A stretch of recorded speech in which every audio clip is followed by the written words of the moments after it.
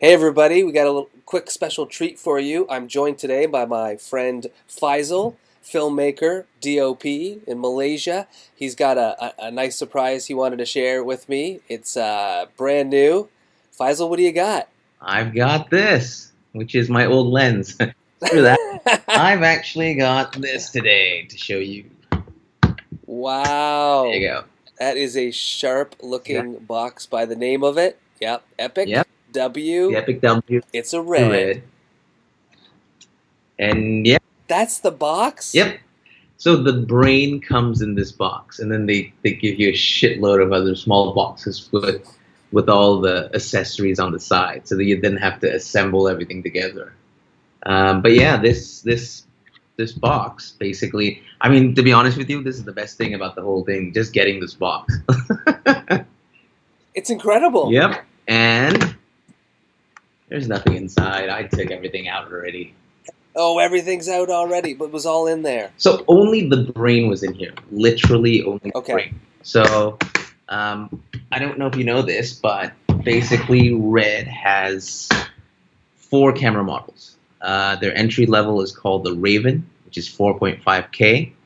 The thing about the Raven is it's based on their previous Dragon sensor.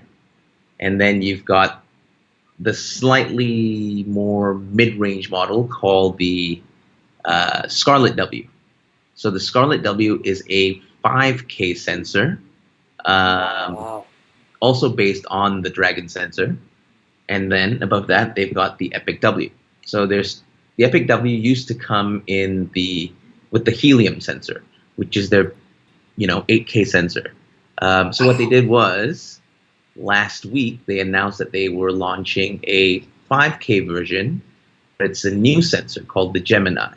And the great thing about the Gemini is it's a dual light based sensor.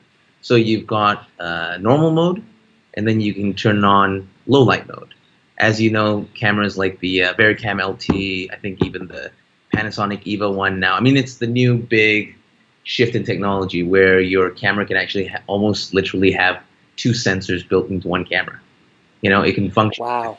as a normal camera in normal daylight, in normal lighting conditions, and then you've got a low light mode, which isn't exactly just boosting the ISO or anything.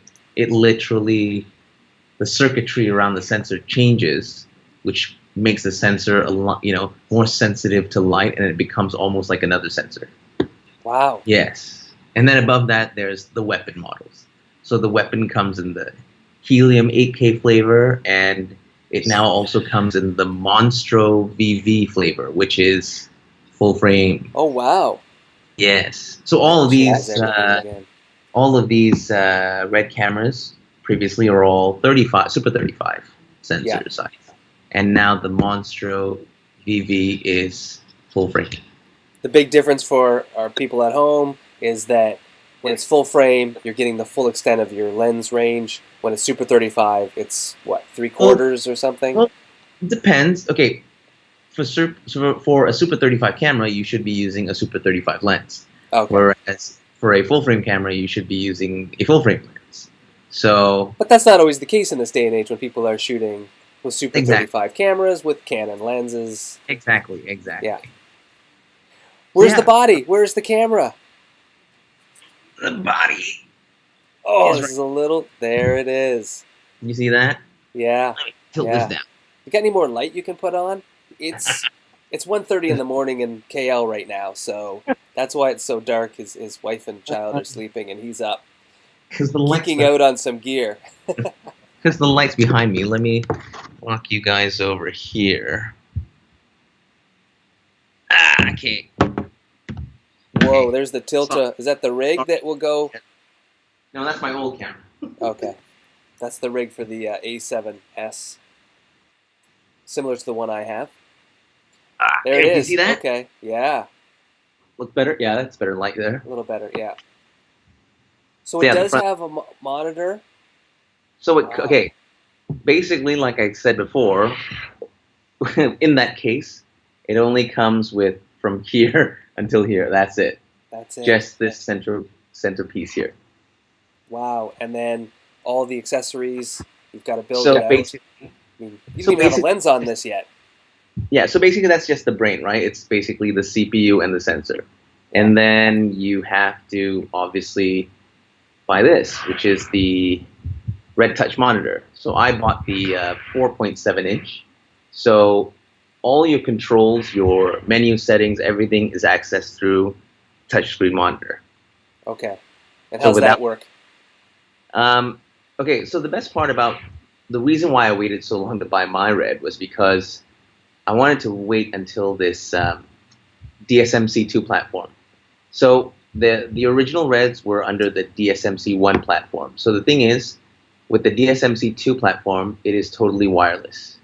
There is no physical wire sticking out of this at all. Oh. So basically, moving on, when I shoot, the only cable that will come out of my camera is purely my SDI out, which goes to my client monitor. That's it. Everything That's else, it. monitor is controlled by, if you can see down there, there's like a little connectors. Like, Yeah. I think that's it, yeah. So basically, all the information and the power for the monitor comes through that. Wow. And there's like no dials, no buttons, no nothing. Just Well, a there are record dials. button. Yeah, pretty much. Yeah, so everything is controlled through this and also this. So this is a separate accessory as well, which is called the side handle. Wow. So it's great because I can actually shoot handheld like this. I've got much more control on the camera rather than, just putting my 3 fingers on top and kind of balancing it. And of course, I can record from here, and I actually have a dial here to access my menus and everything. Okay, so you could open your iris with that, Yep, maybe? Or, everything. yeah. Yeah, so I can also, if I'm using, say for example, I tested out with a Canon 24-105, I can actually adjust my aperture from a little dial here, right there where my thumb is, Yeah. and I can control focus through this. I can rack with that little Oh, really? dial here. Yep. To what lenses, though? What lenses will it communicate with? I think it will communicate with any electronic zoom lens. So, for example, because I don't have any, Red, they come with, you have to buy the mounts. Oh, again, like I told you before, the camera, when I bought it, does not even have this mount in the front. Oh, it didn't. No, you have to buy the mount on your own. Yeah, so there's a PL mount, there's a Canon EF mount, there is a Nikon F mount, and they sell a Leica M mount. And you went for which one? For the Canon EF. Yeah. So in theory, I could use my Leica M lens, but I still need to buy that mount, which is I think $700. Wow. Yeah. So I went for the Canon because I've obviously got a full set of Canon L lenses, and I've got a set of Nikon AIS primes, like the lens that I showed you early on, and that is actually converted to EF mount already. Yeah, so I've actually bought adapter mounts for all my Leica R lenses, so I'm converting those all to EF mount as well. Nice. Yeah. Now, you've been shooting a lot with the A7S, the Sony A7S. You've got 2 or 3 of them. Yep. What was the deciding factor to go all in on the Red?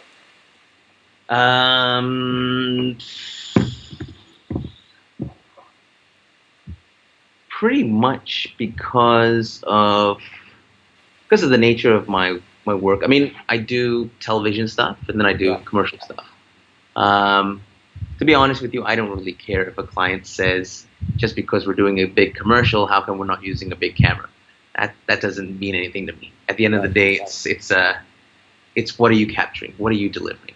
But obviously, our cameras are tools, right? So put it this way.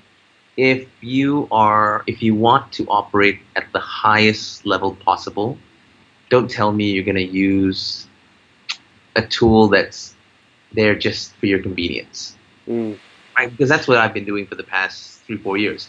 I took even before that, from the Canon 5D, the 5D Right. Mark II, right?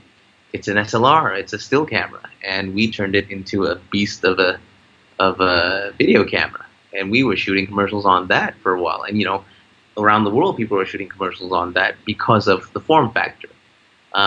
Obviously, cost-wise, it's way cheaper than this thing, but there is a limit to it. Right.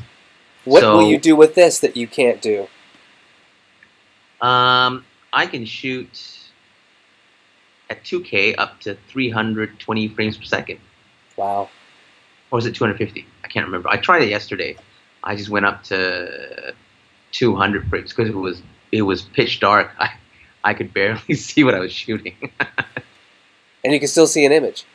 Yeah, because we set it to low light mode and we pushed it up to, I think I was at 6400 ISO shooting around 11 at night out in Singapore. Yeah. And yeah, the stuff looks good. I mean, unfortunately, I brought my low spec MacBook Pro to transfer the footage, so I couldn't play it back because the files were too big. Wow. So your workflow, I mean, you got a Mac Pro that you're editing on, so you should be okay with workflow, but it is going to change things up. It's not going to be as quick to kind of access footage and as convenient, I guess, as before. Not really. I mean, I've obviously worked with the Red before, and I've edited the raw files from the previous Red Epic, and I could still run it off my 15-inch i7 MacBook Pro. So I'm not so concerned. Unfortunately, I brought i5 MacBook Pro to Singapore purely it's my work machine, my paperwork machine. Yeah, administration. Yeah, so it didn't exactly handle files that well. I had to drop down to like a 1/8 resolution just to see the files play back. Oh man. So what'll happen with your Sonys? I mean, will you shoot most of this stuff with the Red now? No, at the end of the day, I still have to pick and choose what project fits to which camera. At the end of the day, I mean, there's also cost factor as well, right? If we're doing a television show, I can't be bringing this on set for 30 days unless the client says, I want you to shoot on your Epic for 30 days. Then it's a different cost factor altogether. Mm-hmm. But, when we do TV shows and all, we like to be quick on our feet, which we can do with this, but data-wise, it'll be crazy. Yeah. Yeah. So will you be operating this thing, or will you always have somebody on set, and this is more what your production company is invested in? No, I'll be operating this thing. I'm not going to let anyone touch it. How much have you got invested in this? 30, over 30 grand US. Yeah. Yeah, and that's just the start, man. That's just the start. I mean, will you rig it out with like focus pullers and some of that stuff? I mean, some of the good thing is stuff I can still use from my old setup. I bought the base plate for the rails here already. Yeah. And that surprisingly came in for the camera. I've got a few other things which are on the way, which I should get next week. So basically, because I might be shooting end of next week already on this camera. So that's why I had to kind of rush through and get the camera in time for that. Is there much of a learning curve with it, or no, you can get in, no, menus make sense, everything's pretty intuitive? To be honest with you, I think this camera is easier to use than the Sony. Really? Yeah, because the menu is, I mean, the user interface is simple. The only problem that I have with the Sony, I mean, the biggest problem that I have is the menu system, because you have to go in there and you literally have to look through folders just to find stuff. Oh, yeah. There should be like the main menu. What's the main things that you're looking at? Under, say, image capture, then you can adjust your white balance, your ISO. Everything should be segmented that way, which is what Red has done, which is why I think everyone loves their gear. But yeah, I mean, the first time I operated a Red was probably 3 years ago. And the camera assist, because I didn't want the camera assist to know that I wasn't so sure how to operate So I just looked at him, while he was setting up. I just sat to the side and just kind of peeked at him. And literally 5 minutes after that, I was operating it.